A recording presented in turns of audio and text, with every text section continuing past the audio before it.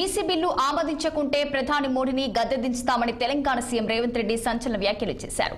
BC రిజర్వేషన్లు పెంచకపోతే వాటి సాధన కోసం 2029 ఎన్నికల్లో రాహుల్ గాంధీని ప్రధాని చేస్తామని చెప్పారు. రిజర్వేషన్ల కల్పనలో బీజేపీ నిర్లక్ష్యంగా వ్యవహరిస్తుందన్న ఆయన కేంద్రానికి బిల్లు పంపి 4 నెలలు అవుతున్నా ఇంతవరకు ఆమోదించలేదని మండిపడ్డారు.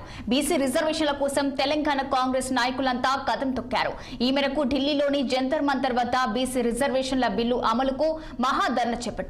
బీసీ రిజర్వేషన్లు ఇచ్చే వరకు వదలమంటూ నినాదాలు చేశారు. ఈ ధర్నాలో CM Revanth Reddy, Meenakshi Natarajan, TPCC chief Mahesh Kumar, మంత్రులు పాల్గొన్నారు.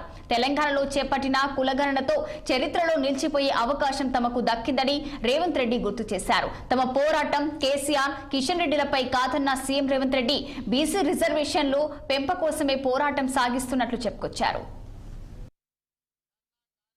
ఈ రోజు ఉదయం నుంచి ఈ జంతర్ మంతర్ ధర్నా కార్యక్రమంలో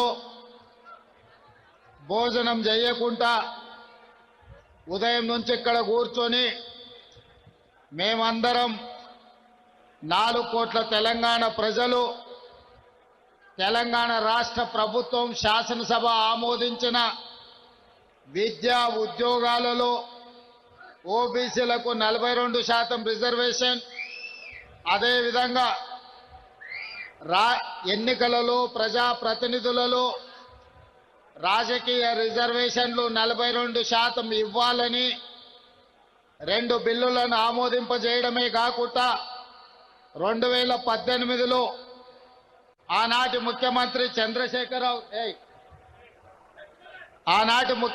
చంద్రశేఖరరావు గారు బలహీన వర్గాల మీద కక్ష కట్టి తెలంగాణ రాష్ట్రంలో 50% రిజర్వేషన్లు మించకుండా ఒక చట్టాన్ని చేసి ఈనాడు మనం 50% పైగా రిజర్వేషన్లు ఇవ్వాలంటే ఆనాడు చంద్రశేఖరరావు గారు చేసిన చట్టం గుదిబండగా మారి తెలంగాణ రాష్ట్రంలో సర్పంచులుగా, ఎంపీటీసీలుగా, జడ్పీటీసీలుగా, జిల్లా పరిషత్ చైర్మన్లుగా, మున్సిపల్ కౌన్సిలర్లుగా, కార్పొరేటర్లుగా, మున్సిపల్ చైర్మన్లుగా, మేయర్లుగా రిజర్వేషన్ల పరంగా బలహీన వర్గాలకు అన్యాయం చేసే చట్టాన్ని తొలగిస్తూ మన మంత్రివర్గం ఆర్డినెన్స్ను పాస్ చేసి గవర్నర్ గారికి పంపిస్తే విద్యా ఉద్యోగాలలో 42% రిజర్వేషన్లు బలహీన వర్గాలకు, రాజకీయాలలో స్థానిక సంస్థలలో 42% రిజర్వేషన్ల బిల్లులను తెలంగాణ రాష్ట్ర గవర్నర్ రాష్ట్రపతి ఆమోదానికి పంపించారు. ఈ రోజు ఉదయం నుంచి